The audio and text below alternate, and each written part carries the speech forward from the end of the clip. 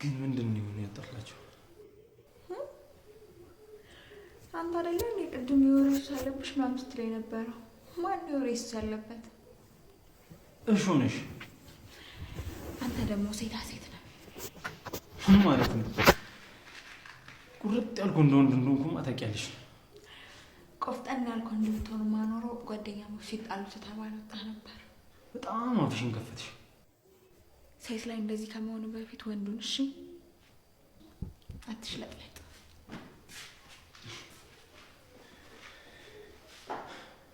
በጣም ጥሩ። እንዲህ ናላሽ። እስኪ ዞር የጣጠረሽን ትቤትሽ እናለሽ አፈራርስልሻለሁ።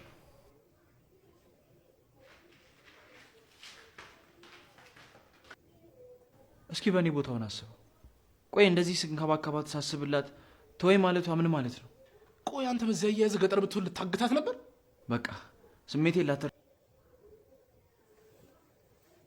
ሰላም ሰላም፣ እንዴት ናችሁልኝ? ውድ የኔ ቤተሰቦች ደህና ናችሁ? እኔ በጣም ደህና ነኝ፣ እግዚአብሔር ይመስገን።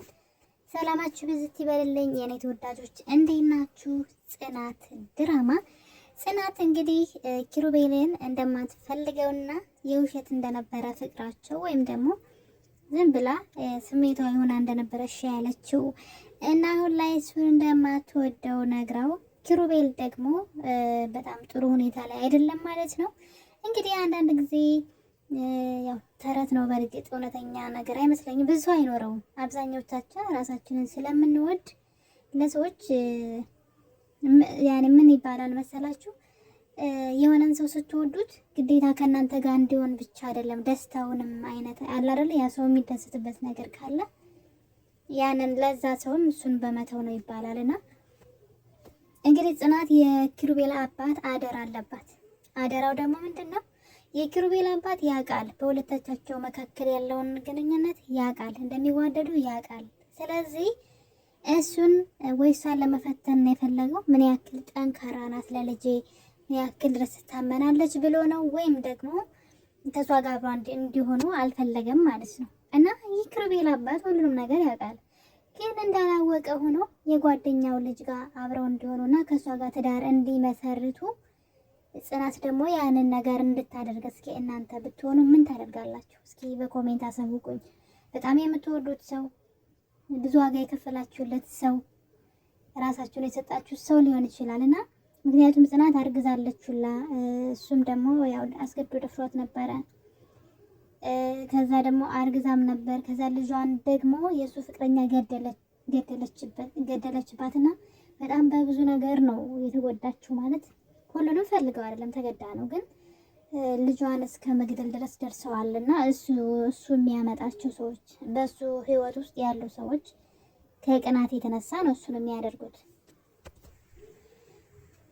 እሱ በስርዓቱ ቀረቤታውን ስርዓት ባለማስያዘው ምክንያት በቅናት የተነሳ ነው እንደዛ ያደረጉባትና ምን እላችሁ ፈልጌ ነው፣ እናንተ ብትሆኑ በጣም የምትወዱትን ሰው ቤተሰብ በዚህ መልኩ ቢመጣባችሁ ወይ ደግሞ አሳልፋችሁ ለሌላ እንድትሰጡ ብትደርጉ፣ ምናልባት እኮ ከዛ ሰው ጋር ለመኖር ብዙ እቅድ ብዙ ረጅም ጊዜ ለመኖር በጣም አስባችሁ ሊሆን ይችላልና ከዛ ግን ድንገት የሆነ ሰው በቃ በመካከላችሁ መጥቶ እንደዛ አይነት ችግር ቢፈጠር ምንድን ነው የምታደርጉት? እውነት እናንተ ፍቅራችሁን መስዋዕትነት ታደርጋላችሁ ወይስ ደግሞ ያን ነገር ትታችሁ ትሸሻላችሁ? ማለት እንደዚህ እንደሷ ትጋፈጣላችሁ? ጭራሽ የራሳችሁ የሆነ ነገር አስቡት ለሌላ ሰው መስጠት ማለት ነውና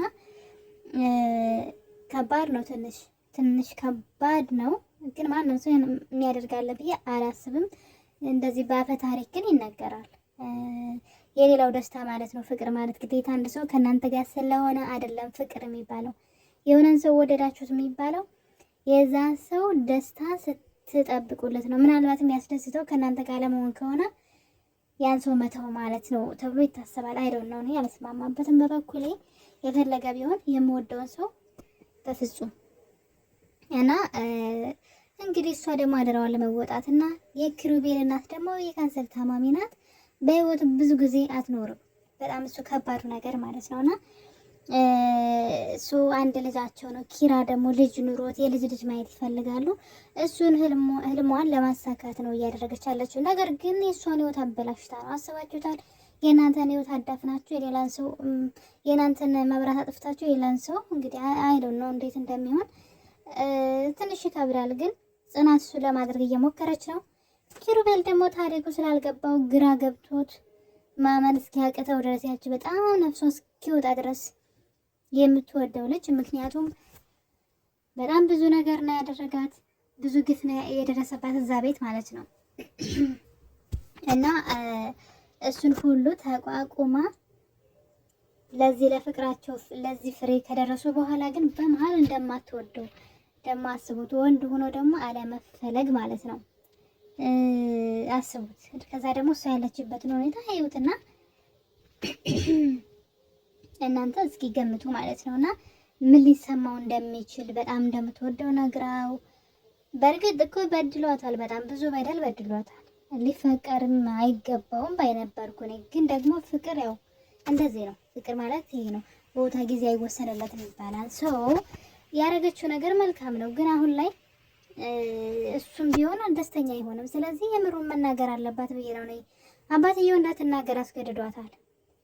ቢያንስ ግን ያኛው ነው ስለ እናቱ እንኳ ባታወራ አባቱ ለሌላ ያች ልጅቷ ጋር አብረው እንዲያገባ እንደሚፈልጉ ከሷ ጋር ከዛች ከምትመጣው ልጅ ጋራ ህይወት እንዲመሰርት እንደሚፈልጉ በተናገረውና ኪሩቤል ደግሞ ትልቅ ሰው ነው። የራሱን ውሳኔ ይወስን ነበር ብዬ አስባለሁ። ምን ማድረግ እንዳለበት እሱ ያውቃል። ስለዚህ የጽናት ስህተት ምንድነው? ነገሩን ለራሷ ደብቃ መያዟ ነው። ኪሩቤል ደግሞ በጣም ከመጠን በላይ እየጠላት ነው ማለት ነው። ለምን ከውስጥ አንዳንድ ጊዜ በጣም ተወዱስ ነገር እኮ በቃ ምድር ማረም ሲበዛ ይመራል ይበላል። በቃ የሆነ ሰዓት እሱም በቃ ማለቱ አይቀርምና እኔ ለጽናት መመክራት እውነቱን ብትናገርና ቢጋፈጡት አብረው ማለት ነው። እኔ አላስማማበትም በበኩል የፈለገ የሌላን ሰው ደስታ ምንም ያቺ ልጅቷ ደግሞ እንኳን እሱን ልታፈቅረው ጭራሽ አታስበውምና በግድ ከሌላ ሰው ጋር ከማይሆን ሰው ጋር እንትን ከማለት የራሳችንን ነገር አሳልፎ መስጠት አግባብ ነው ብዬ አይደለም፣ በፍጹም ማለት ነው።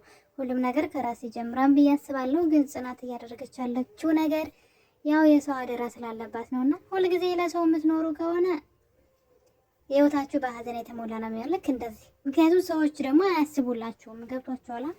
እናንተ ለሰው የምትኖሩ ከሆነ ሰዎች ለእናንተ የማያስቡላችሁ ከሆነ ደስታ የሚባል የላችሁም። ሰው የራሱን ህይወት አሳልፎ ለሰው መስጠት አለበት ብዬ አላስብም ማለት ነው።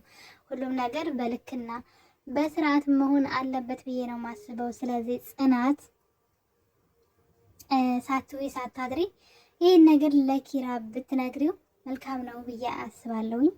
ህይወታችሁ የሚስተካከል ይመስለኛል። ከዛ ውጭ ደግሞ አዲስ የመጣው ልጅ ደግሞ በጣም እያስፈራራት ነው።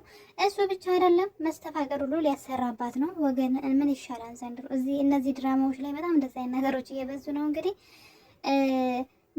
እንግዲህ ይሄ ጥንቆላ፣ መተት ምናምን የሚባል ነገር በጣም እዚህ ድራማዎች ላይ እየበዙ ነው ልበል ትንሽ። ለምንድን ነው እንደዚህ አይነት ነገር የሚጃጃሉት? የምሬን እኮ ነው። በ21ኛው ክፍለ ዘመን እንደዛ የጃጃለ ስራ ለምን እንደሚሰሩ አላውቅም። እንግዲህ አዲሱ ልጅ ወይም ደግሞ የኪራ ጓደኛ ቤታቸው ሊያርፍ የመጣው ልጅ ጽናትን ወዷታል ስላችሁ ፍቅር አይደለም።